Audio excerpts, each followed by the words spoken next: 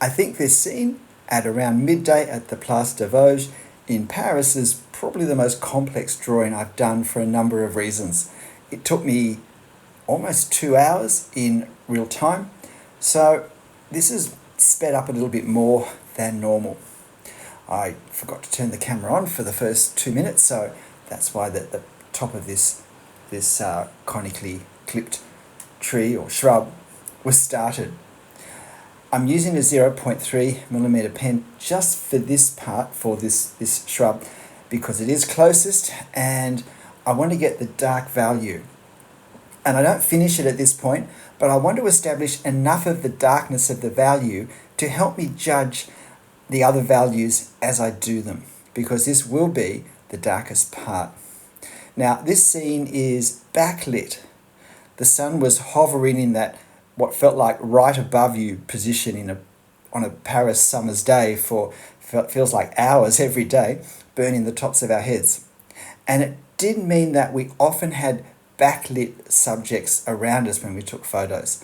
And so with the architecture behind this square that's surrounded by these, I think 17th century Paris buildings, I think they were built in the 1600s, but maybe the 1500s.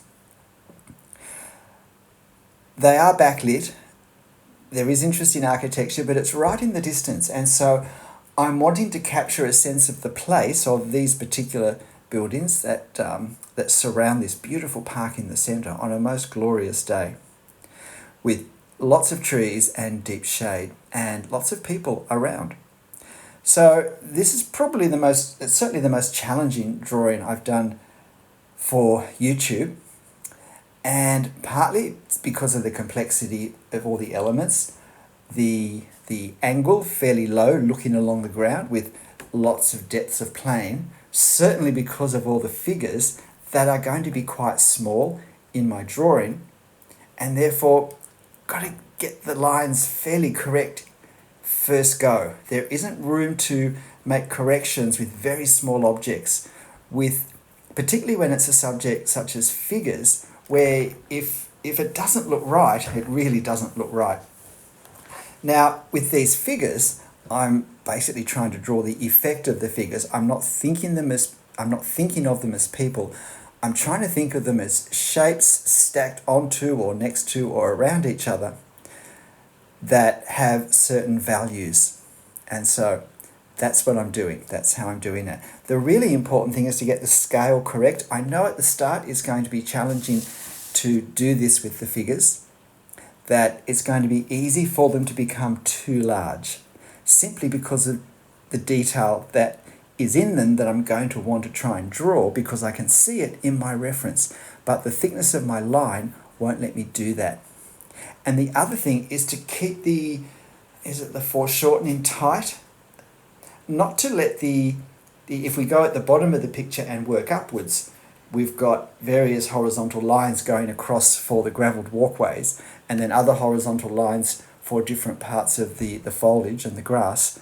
And I don't want to let these spread. I want to keep them nice and close together, that the narrow strips are as narrow as they are in my reference, because again, I know that this is really easy to do. Now, because I'm drawing the same size next to it, that makes it easier, but that doesn't make it easy. And again, I particularly have to be aware of the width of my pen. Now, I've got this fountain here, and I did a little practice with most of the figure groups before I started, and I did a practice with this fountain to see how I thought I'd try and capture the effect of the water would go.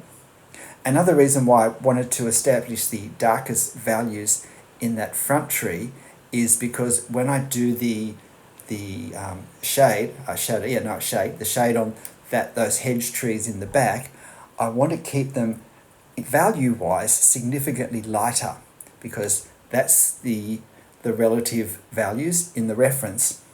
And if I let them become too dark, they'll feel like they're closer than they are.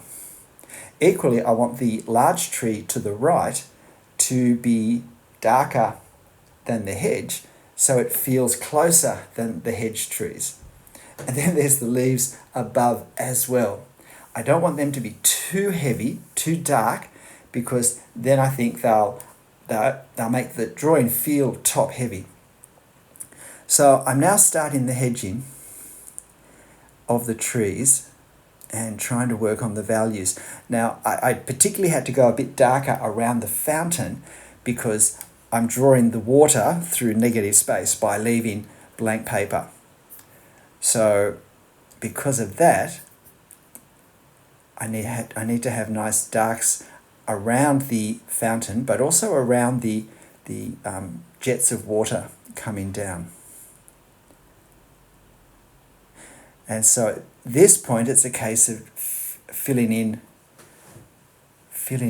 the hedging, trying to keep fairly vertical lines because that ties in with the underlying form, and because with the large tree to the right, I'll be using very different hatching directions, and they both differ from that cone-shaped tree or bush in front.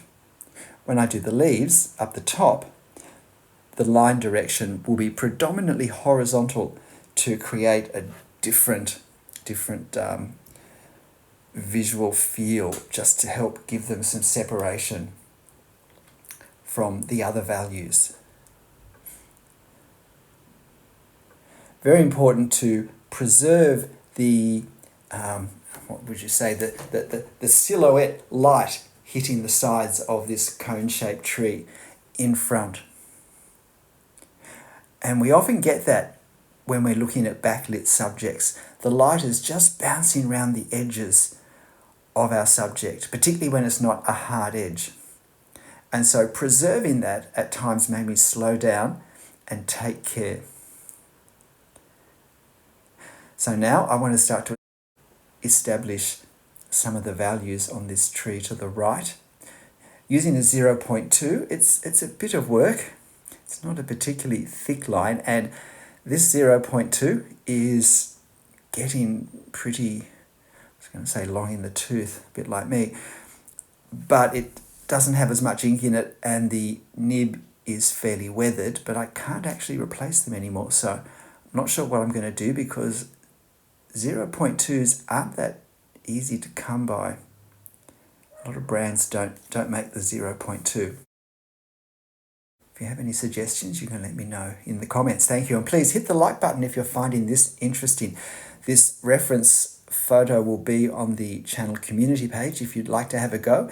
Look, it is tricky, but why not have a go just with certain elements of it and see how that works for you?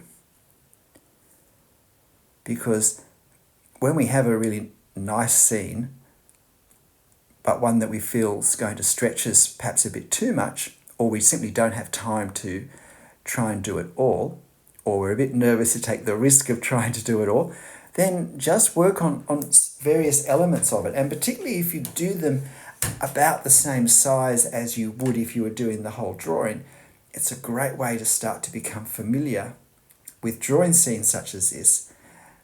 And it means that our drawing skills are brought up to the same level with a wider range of subjects.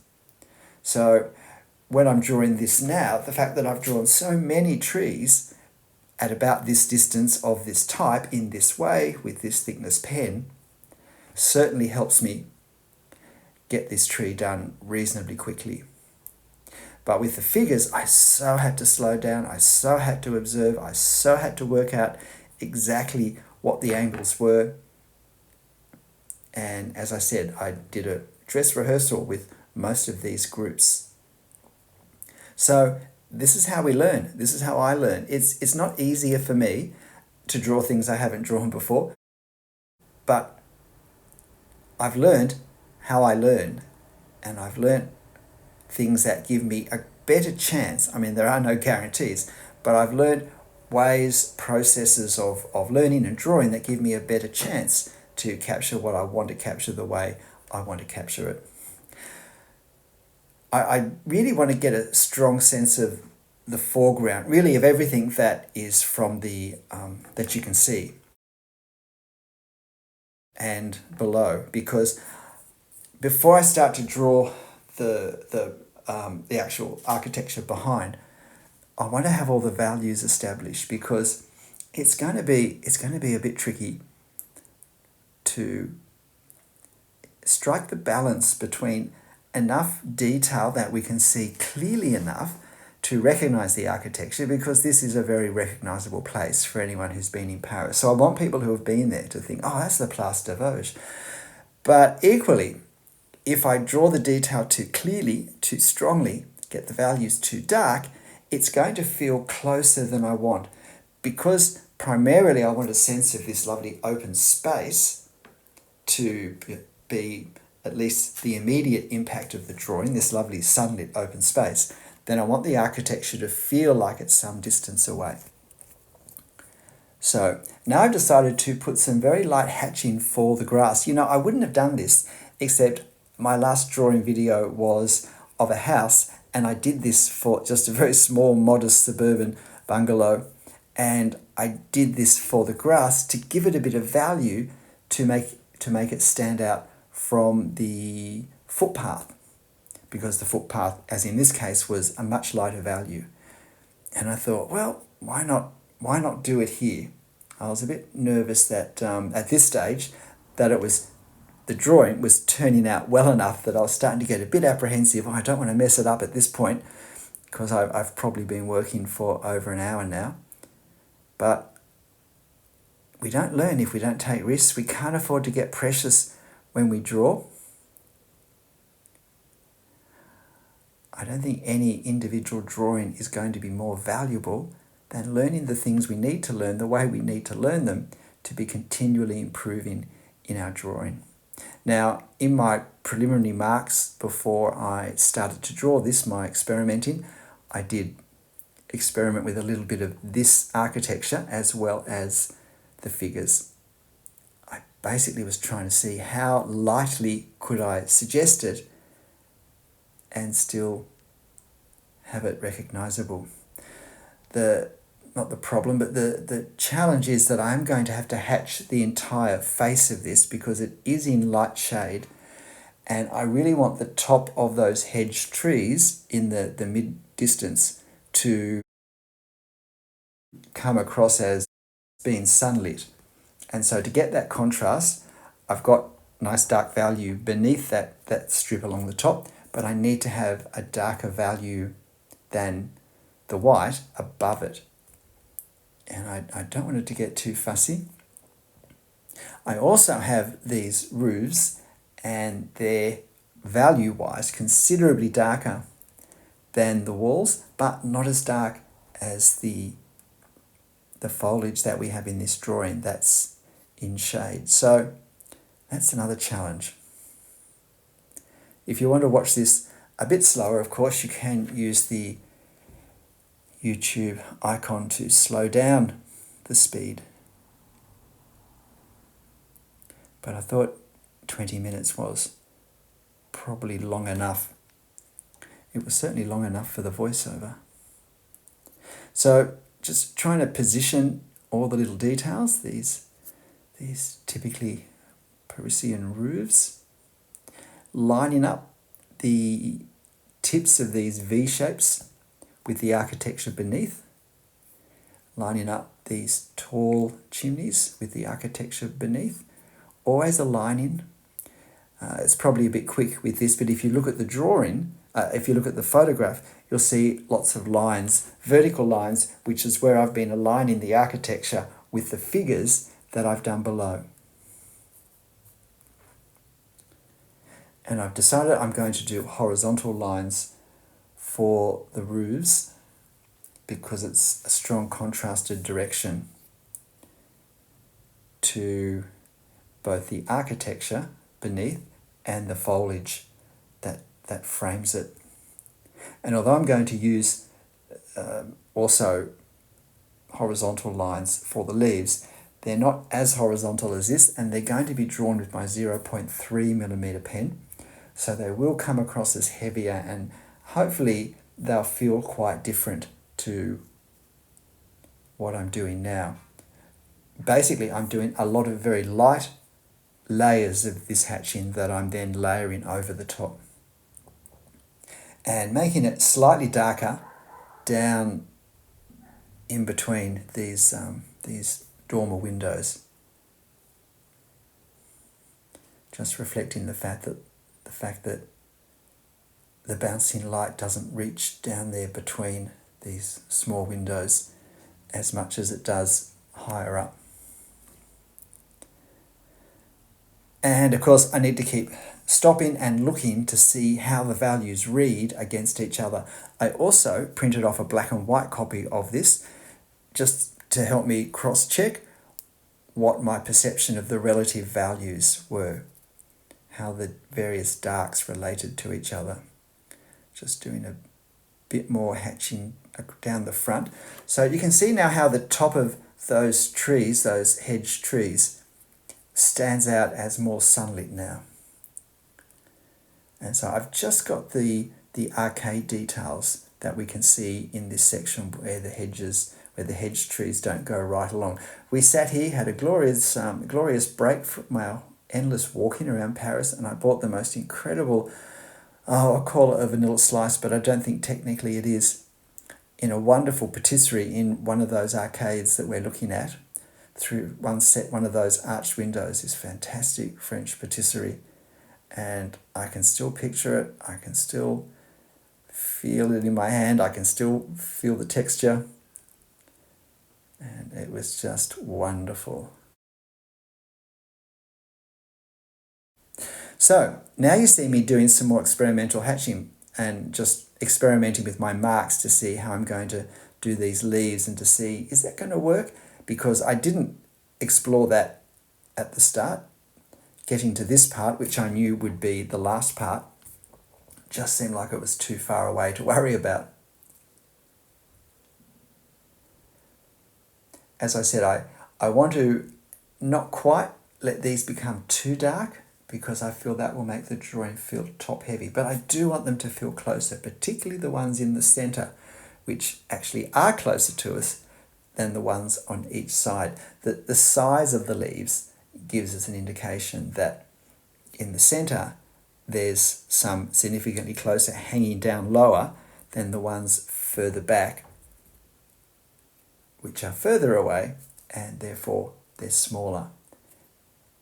When we have leaves this close, I think it's really good to, as far as we can, to capture the actual biology, the shape of the leaf, that someone who knows the tree would recognize, oh yeah, these are, this is a such and such tree. I've got no idea. It's not a gum tree, so I'm not really sure, but and it's not an oak tree, but some sort of wonderful deciduous tree, which is all over this beautiful square in the middle of Paris. And we're getting pretty close to the end. What are you thinking? Do you think you might have a go drawing this?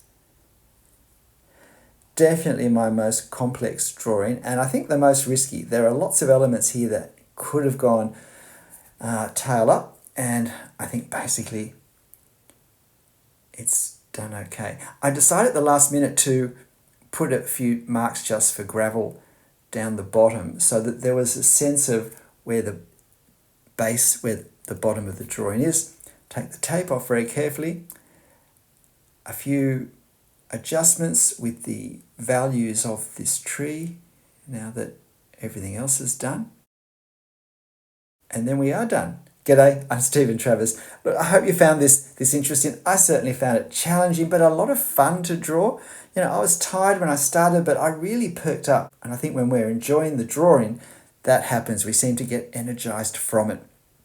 So why not give it a go? Or just give parts of it a go. Crop it down and give parts of it a go. But look, in the end, whatever you draw, however you draw it, however it turns out, whether you do the whole thing or just a bit, make sure you have fun. I really enjoyed this, even though I was tired.